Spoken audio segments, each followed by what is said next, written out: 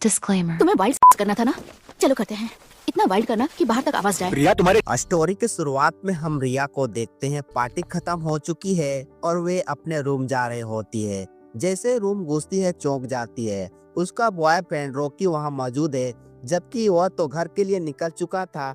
रिया हैरानी से बोलती है, तुम तो घर चले गए थे ना, फिर यहाँ कैसे? रॉकी मुस्कुराते हुए कहता है, ये तुम्हारे लिए एक सरप्राइज था। इतना कहते ही वह रिया के साथ रोमांटिक कार्यक्रम शुरू कर देता है और हमें इन दोनों के बीच जबरदस्त पलंग तोड़ कार्यक्रम देखने को मिलता है।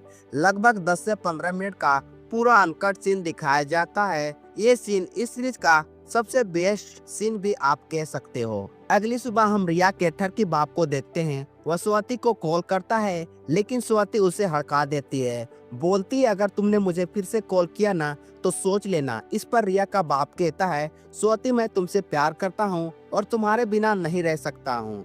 ये पूरी बात रिया सुन लेती है और फिर रिया का बाप स्वाति से कहता है, हाँ मैं तुम्हारे लिए कुछ भी करने को तैयार हूँ। स्वाति को खुला चैलेंज मिल जाता है। वह बोलती है, कुछ भी कर सकते हो तो ठीक है, तुम मुझसे शादी कर लो। इतना सुनते ही वह फोन कट कर देता है। अगली सुबह रिया स्वाति से मिलती है और उसके गाल पर एक जोरदार चाटा मारती है। बोलती है, पहले तूने मेरे बॉयफ्रेंड को छीन लिया, अब मेरे बाप के पीछे पड़ी हो। आज के बाद तुम मुझे अपना शकल भी मत दिखाना। इतना कहकर वह चली जाती है। फिर रिया रॉकी को फोन करती है और घर पे बुलाती है।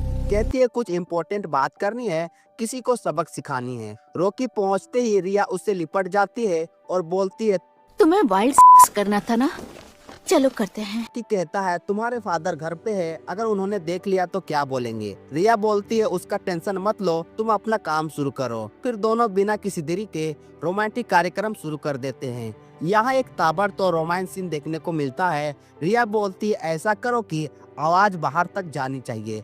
रॉकी अपना बंदूक लोड करता है और बिना किसी देरी के गुफा की खुदाई शुरू कर देता है। रिया को आज जो मजा आ रहा था, शायद वह उसे कभी नहीं भूल पाएगी। उसका धकाधक प्रोग्राम चल ही रहा था कि तभी रिया का बाप रूम में आ जाता है और दोनों को सीन बनाते हुए देख लेता है। वे गुस्से से बाहर निकलता है। रिया भी बाहर आती है। बाप बोलता है, तुम्हें शर्म नहीं आती है अपने बाप के सामने ये सब करते हुए? रिया जवाब देती है, आपको शर्म आई क्या अपने बेटी के दोस्त के साथ करते हुए? बाप डर जाता है और कहता है, मैंने स्वाति के साथ कुछ भी नहीं किया है, वह झूठ बोल रही है। रिया बोलती है, मैंने खुद सुना, उस 2 कौड़ी लड़की के लिए तुम कुछ भी करने को तैयार थे। अब मैं वही करूंगा जो तुम सपने में भी नहीं सोच सकते हो। इतना कहकर वहां से चली जाती है। इसी के साथ हमारा ये एपिसोड यही खत्म हो जाती है। तो मिलते हैं नेक्स्ट वीडियो में, तब तक के लिए धन्यवाद।